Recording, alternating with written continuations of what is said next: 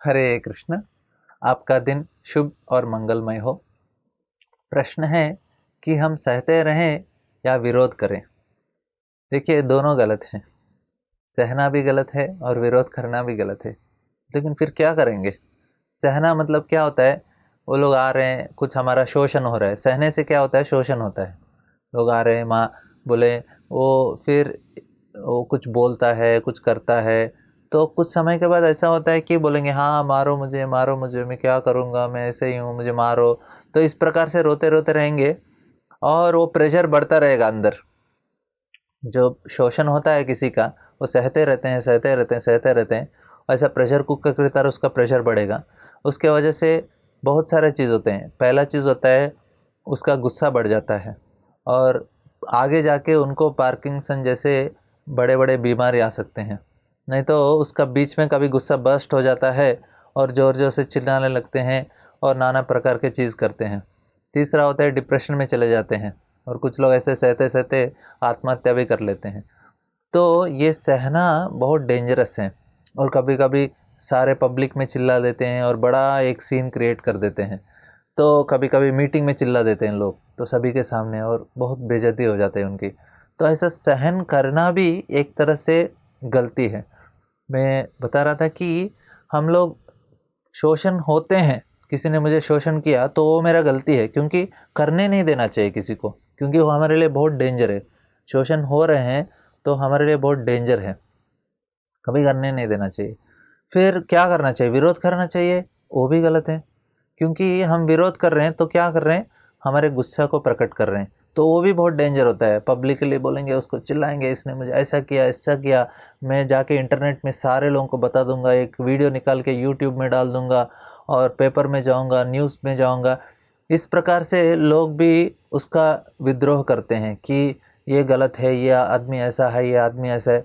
और उसके बारे में कितना हो सके थोड़ा और ज़्यादा डाल के मिर्च मसाला उसके बारे में इतना बड़ा चढ़ाकर बोल देते हैं, विद्रोह कर देते हैं। और 4-5 और लोगों को ऐड कर लेते हैं हमारे विद्रोह में। बोलते हैं देखो, आपको भी हुआ है, आपको भी हुआ है, आपको भी हुआ है। और जाके उनके ऊपर कुछ ना कुछ करने का प्रयास करते हैं, उसको अपने पोस्ट से निकालने का। बहुत सारा चीज़ कर सकते हैं।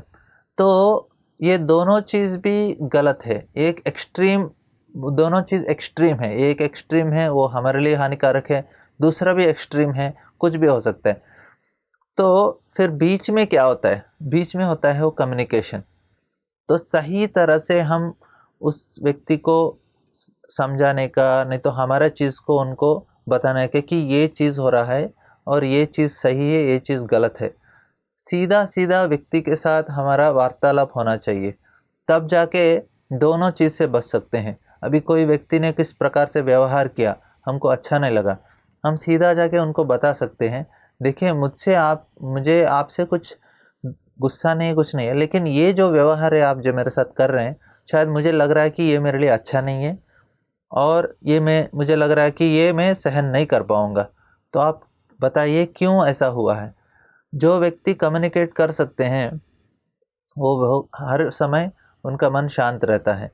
तो इसके लिए हमको बहुत मैच्योरिटी होना चाहिए। हम थोड़ा, हमारा जो बुद्धि है बहुत विकसित होना चाहिए, ताकि हम उनको कम्युनिकेट कर सकें, बताएं कि आपने क्यों ऐसा व्यवहार किया। देखिए, हमारे बारे में बहुत बुरा बोल रहे हैं किसी को, तो हम बोलेंगे ठीक है मैं सहन करता हूँ, कितना भी बोलने दो मैं सहन करता हूँ। नहीं, ऐसा सहन नहीं करना चाहिए। हम जाके बोलना चाहिए, देखो ये व्यक्ति ने बताया कि आपने मेरे बारे में ऐसा बोला, क्यों ऐसा बोला।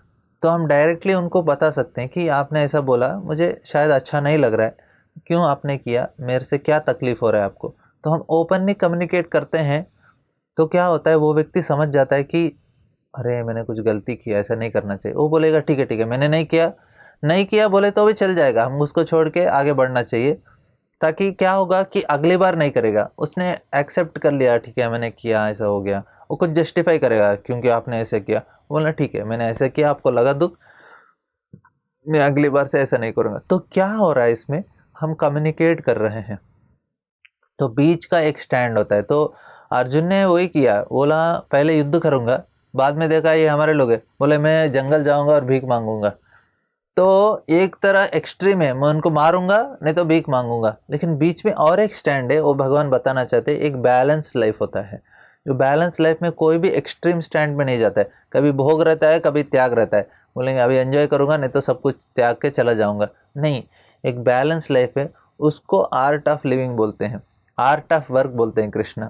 योगा कर्मसु कौशलम, तो आर्ट ऑफ वर्क मतलब जो बैलेंस जीवन जी सकते हैं, बैलेंस कर सकते हैं सभी चीज़ में, कोई एक्सट्रीम में नहीं जाते। क्योंकि बैलेंस के लिए हमको सही तरह से कम्युनिकेट करना चाहिए, सही जानकारी होना चाहिए, ये हमारे लिए बहुत ज़रूरी है। तो हम कभी भी एक्सट्रीम स्टैंड नहीं जाना चाहिए। और विद्रोह करेंगे तो क्या होता है, उससे हमारे लिए बहुत ही एंग्जाइटी होता है, वो भी हमारे लिए डेंजर होता है। और सहन करेंगे वो भी हमारे लिए डेंजर होता है। कम्युनिकेट करेंगे दोनों के लिए फ़ायदा होता है, वो व्यक्ति के लिए भी और वो व्यक्ति का भी। हम वो समझ में आएगा कि इसके साथ कोई शोषण नहीं कर सकते हम लोग।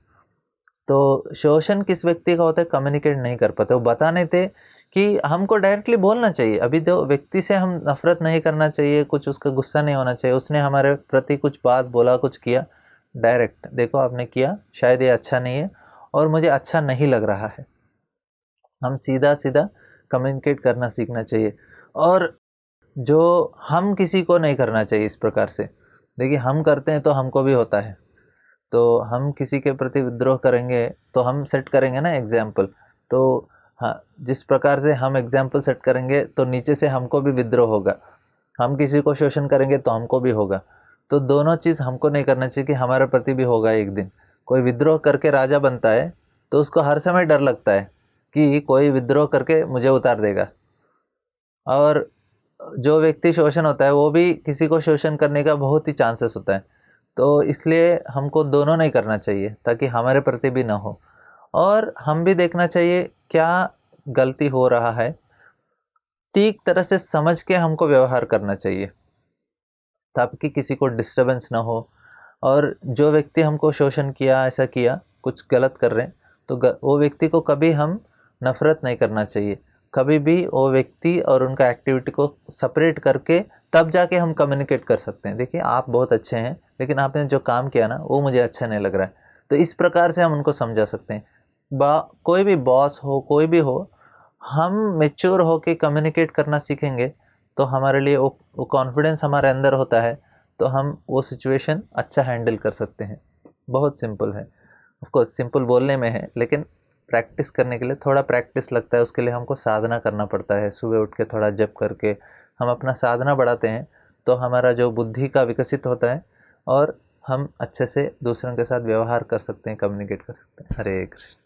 ऐसे ही और भक्तिमय कार्यक्रमों के लिए देखिए हरे कृष्णा टेलीविजन और इसे प्राप्त करने के लिए आप अपने केबल अथवा DTH ऑपरेटर से संपर्क करें तथा और अधिक जानकारी के लिए आज ही डायल करें 7666 839 839।